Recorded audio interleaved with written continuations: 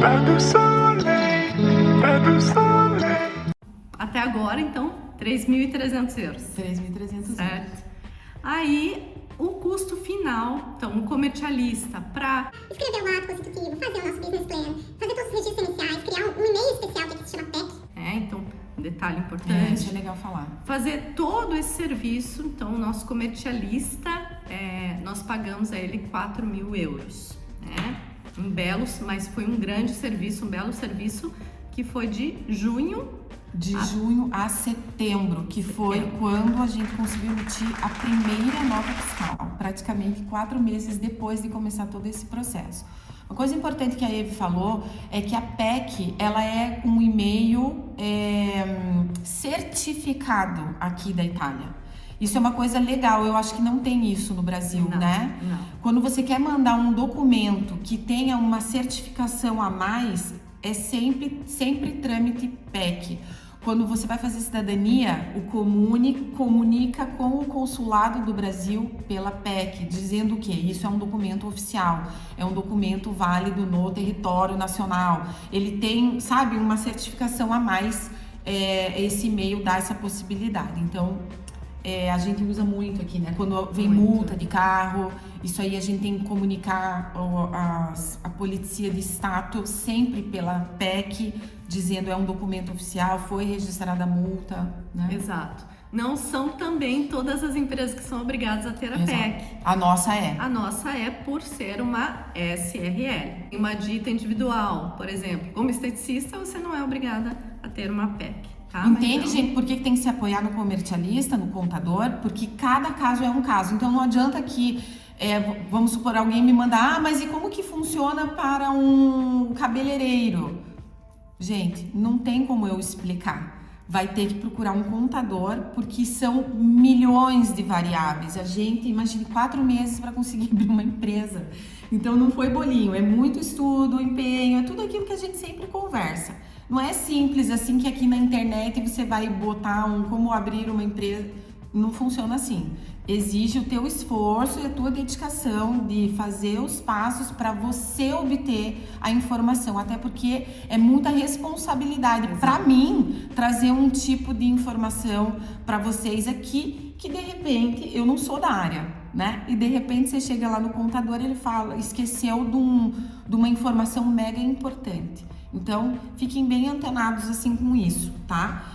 Como eu sempre falo, não é simples, mas é possível. A gente tá fazendo. Estamos aprendendo, estamos errando, estamos refazendo e estamos caminhando, né? É isso mesmo. Agora, gente, ponto importante. Nós decidimos como SRL colocar na empresa um capital social de 50.000 euros. Poderia ser o mínimo da nossa empresa, poderia ter sido 10.000. Mas a gente já quis um valor maior, porque como brasileiros recém-chegados, a gente como pessoa física não tem histórico aqui no país. E a gente já queria, nós não temos um imóvel, não temos nada aqui ainda. Temos uma conta bancária só. O que a gente queria com a empresa? Começar a galgar outros níveis, porque como é uma locadora de carro, depois para você poder financiar veículos, para trocar a frota, a gente precisava, analisamos isso junto com o contador, o que seria um melhor mínimo para o nosso tipo de atividade. E aí ele orientou, olha, em vez então de 10.000, se vocês já chegarem numa categoria de 50.000 de capital social, vocês já vão conseguir conquistar mais coisas no menor tempo possível. E a coisa boa aqui é que a gente não precisou depositar 50.000 euros numa paulada só. Sim, como SRL, a gente é obrigado a versar, que a gente chama, ou depositar 25% do capital social escolhido, no caso aqui os 50.000. Então, no ato, na hora de ir no notário, né, Ju? Você fez lá os cheques, os assenhos, assinaram e levaram no notário, como a gente faz no Brasil. A gente leva no cartório, né, o nosso depósito capital social, aqui também. Então, a gente vai no notário e faz esse versamento, esse depósito dos 25%. Você deixa os cheques SRL. lá no cartório, né? Isso. Deixa os cheques lá no cartório e ele que providencia de fazer o restante, né? Exato. Depois depositar, e isso apareceu na nossa conta da empresa, tudo direitinho. Então, são vários passos e várias escolhas. né? Então, como a Ju falou, não dá pra dizer assim, mas eu como esteticista, eu como cabeleireira, eu como quero abrir uma imobiliária. Não, depende de quem você vai ser. Você vai ter sócio, não vai ter sócio? Você vai faturar mais ou menos quanto, né? Então, primeira coisa, quem você vai ser? Segundo, o que o governo quer que você pague, né? Como ele exige legalmente. Então, como que você vai encontrar todas as informações? Com o comercialista. Vai ser a pessoa que vai poder te orientar melhor, né? Bom, e aí, com relação ali ao capital social, a gente fez o depósito de 25%, que era 12.500 euros, e a gente tem até 1 ano e meio depois da abertura da empresa para pagar os 50 mil, Exato. né? Então, por isso que não precisa colocar tudo numa paulada só, a gente consegue ir fazendo esses versamentos e programando os depósitos do capital social até junho de 2024. Perfeito, isso mesmo. Que é que a gente tem que finalizar os 50 mil. Então, nós temos que trabalhar. E eu quero abrir aqui 2 parênteses. Primeiro, com relação aos impostos, né? A gente tem uma grande diferença aqui, que qualquer um, quando chegar aqui, vai ver a primeira diferença, que é o tal do IVA. Anota aí, IVA, né?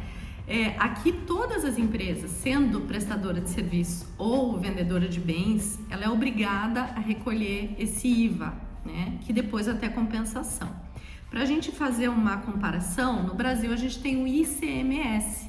Só que o ICMS no Brasil é só para empresas que fazem câmbio de mercadoria, né? Que vendem mercadorias. Aqui não, é para todo mundo. Então essa é a primeira diferença. E, nossa, você precisa de suporte, precisa de muita informação para gerenciar esse IVA, tá? Esse é o primeiro parênteses grande que eu abro. Então, o segundo é com relação ao INPS. Lembra o nosso antigo INPS no Brasil, que agora é INSS, né, no Brasil?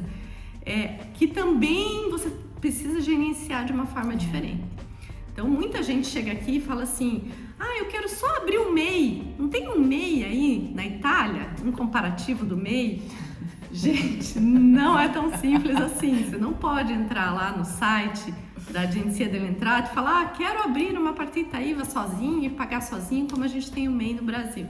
Então, não dá para fazer isso, tá? Então, para você recolher o INPS, que a gente chama aqui, para sua aposentadoria futura, você também vai precisar de suporte daquele cara lá, do comercialista, né?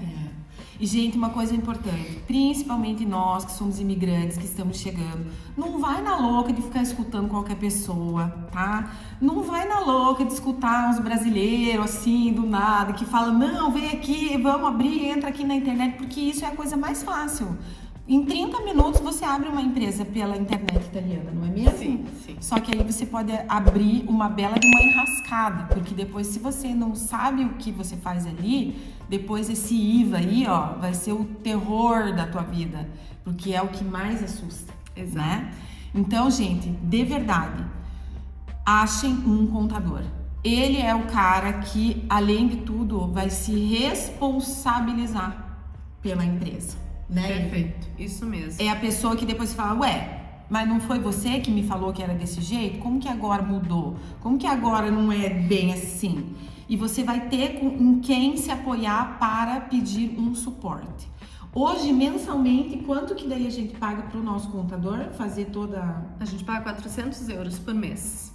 Pela categoria da nossa empresa, pela quantidade de movimentação. De serviço que tem. Isso pode variar muito. Então, se você é uma dita individual, forfetário, você vai pagar 100 euros ou talvez menos. Agora, a nossa empresa, a SRL, com a quantidade de movimentação e registro que a gente tem, a gente paga esse valor de 400 euros. Não tem um padrão, né, gente? Bem-vindos à Itália! Nunca tem padrão e tem muita informação rolando. Pode ser que você vá no meu contador e ele fale 600 euros para você. Exato. Né? Vai saber. Então, o que eu gosto de trazer o quê? É sempre a nossa realidade, a minha experiência. Não significa que com você vai ser igual. Eu quero sempre que você pegue o macro da informação, mas o micro é você mesmo que vai ter que ir lá botar a massa, pesquisar. Exato. Mais E- alguma coisa pra gente dividir com a galera? Não, só enfatizar que assim, aqui com relação a empresas, parte fiscal, a gente não consegue jeitinho, tá? Aquela coisinha que a gente. Mas e se eu pagar? Aquela coisinha que a gente, mas e se eu pagar, e se eu fizer aqui? É tudo muito rastreado, como hoje no Brasil é um pouco mais também. Aqui é muito, como as informações caem em sistema, então você não consegue dar aquele jeitinho que a gente quer dar, sabe? Buscar informação e ter apoio é muito mais importante, eu digo aqui, para você não cair numa enrascada.